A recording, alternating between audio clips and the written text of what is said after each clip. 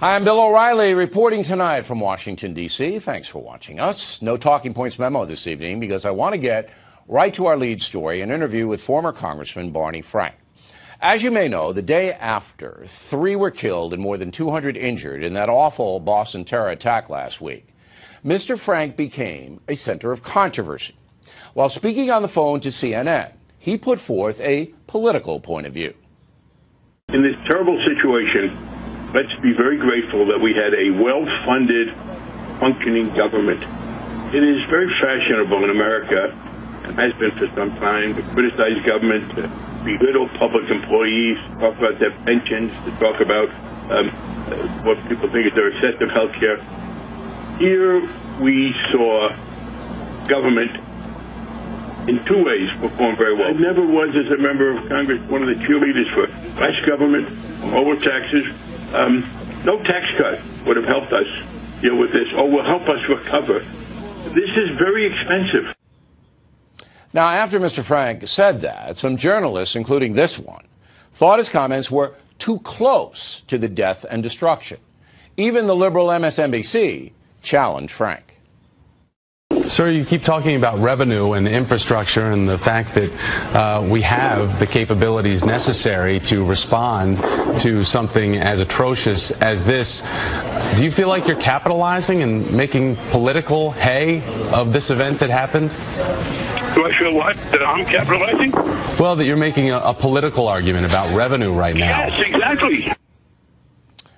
Joining us now from Boston is Barney Frank. So in hindsight, do you think you should have waited a few days before making those points?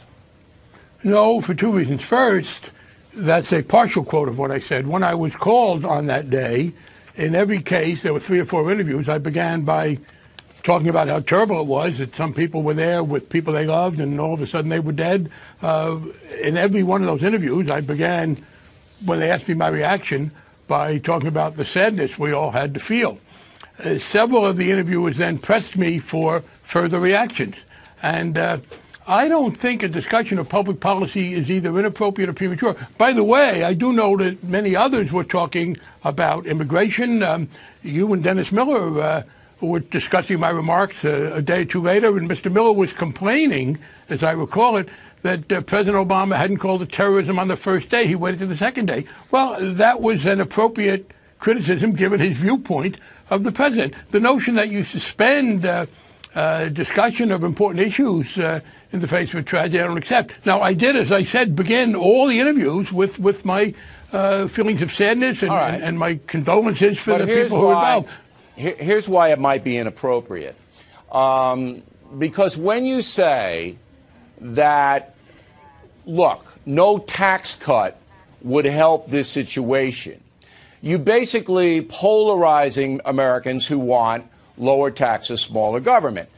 But in a time like this, in Boston, and you're from Boston, I wanted to see, and I called for on the air, all Americans to come together, all right, not only to support the grieving families, but also to show the world that we're a united front, and you're not going to come in here to our house and intimidate us. By your rhetoric, you're dividing people 24 hours after, when I think we should have all of us in the public eye, been trying to unite people. I would have to ask you when that was, because I remember 2 days after listening to you and Mr. Miller being very critical of a range of things, including Mr. Miller, with you cheering him on, attacking President Obama for his response. No, I don't think it is. No, we didn't attack President Obama for his response. We asked why. Mr. Miller did. We asked why the term Islamic Jihad was enacted. Yes, and Mr. Miller was very critical of the president for not having said terrorism on the first day and having said it on the second day. That was all that is holding Bill, wait a minute. Can I know the ground rules? Can I know the ground rules? Do I get to talk? Okay. Mr. Miller was being critical of the president. That was his right. As far as dividing the country is divided, as it should be in a democracy. Referring to existing divisions is not polarizing. I didn't know you were opposed to polarizing. I couldn't tell that from watching your show much of the time. But I think that's legitimate. As I said, it was appropriate to talk about the sympathy we felt and the horror. But when I was asked for further reactions, that was the reaction. And I do think that is a legitimate debate in America. And the other thing I would ask you is what you said, not the day after, 2 days after, 3 days after. When did it become appropriate? Because I heard many people from all parts of the spectrum being appropriately, not political in the sense of trying to win elections, but saying what they thought public policy ought to be much of that week. All right, look. We have two positions. My position and what I called for on the night of the bombing was all Americans come together. And your position, 24 hours after, that you divided America on a policy basis. And people can decide what's worthy and what isn't. I know, no, Bill, I didn't divide America. I didn't divide America. America is appropriately divided. We are. You cast aspersions on those people who want smaller government and lower taxes. Not on the people. In a time when we all should have been uniting. Oh, no, I did not cast aspersions on them the way you and Mr. Miller. The way. May I finish again? Can I have a? I listened to you, Mr. Miller. You've had twice as much time as I've had so far. Go make your point. May I speak? Mr. Miller was, in fact, being critical of the president. I didn't mention any individuals. I wasn't casting aspersions on people. I was expressing differences with their viewpoint. And I do not think that it is appropriate to say, gee, bad people who hate democracy did things. Let's not have a discussion of issues. It was not casting aspersions. It was not dividing people. It was referring to an existing debate in this country.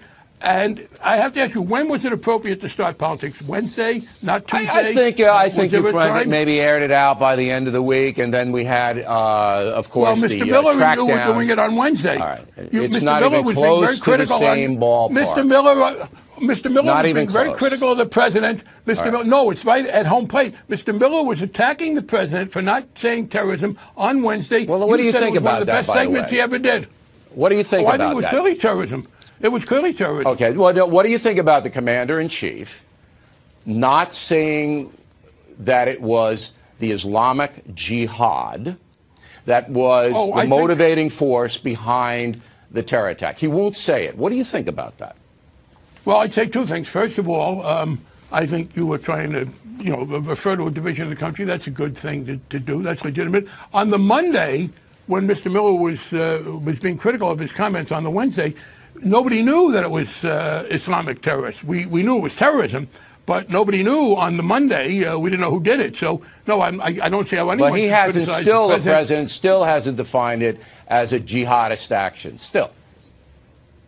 Well, I don't know about jihad. I would say yes. These were Islamic. These were people inspired by Islamic terrorism. I think people, ought to be very clear about that. And I think that's why do you think the president? Why do you think the president? I don't know, Bill. I'm not in charge. I'm not in charge of explaining the president, Bill. Well, you're a thinker. You know him very well. He's the leader of your party.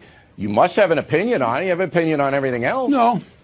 I don't have an opinion on everything else. I only have an opinion on things I know. And in fact, on the Monday, I said I had no idea when people asked me to speculate. One of the things I thought was unfortunate were a lot of people who used to be in the line of work I used to be in, speculating about things that didn't know anything. I thought we should just defer to law enforcement. We didn't like that at all, and speculation is never good. So you just don't know why Barack Obama won't say this was generated by Islamic Jihad? You don't. You're like me because I don't know. I mean, and I'm asking you that you might have more of an insight. Then you and I are together.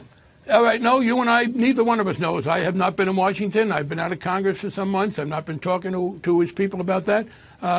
I do think it's legitimate for people to debate that one way or the other. I don't think it's dividing the country to lose these debates. And I do think, by the way, that, look, Boston's got serious problems now. The level of funding we put into the police forces, the effects of a sequester, which we're seeing elsewhere, those are very legitimate topics of debate. They are legitimate debate topics. I don't think you are casting aspersions on people or dividing the country when you allude to existing legitimate public policy discussions after expressing sympathy. That's what I do. All right, Congressman.